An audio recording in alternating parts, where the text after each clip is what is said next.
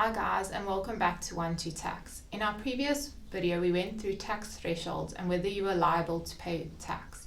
In this video we'll be checking whether you actually need to submit a tax return. As even though you meet the tax threshold, there are other requirements that enable you not to submit a tax return to SARS. If your income for the tax year is not above the R500 threshold and you meet the following requirements on our next slide, you will not have to submit a tax return.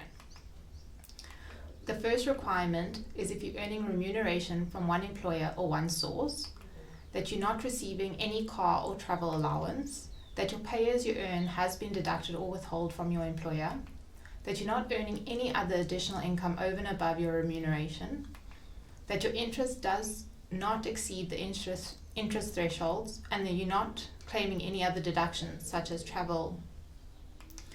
We'll be now using Stephanie as an example. Stephanie works full-time as a journalist and also has part-time freelance work. We're going to work through the requirements and see whether she'll be liable to submit a tax return. The first requirement was remuneration from one employer. She's not meeting this requirement as she's earning remuneration as a freelancer as well as her full-time journalist work. No car or travel allowance. This requirement is met. Employer tax pay as you earn has been deducted. She isn't meeting this requirement as pay as you earn has been deducted off her journalism income. No other additional income. This requirement is not met as she is earning the journalism income as well as her freelance work.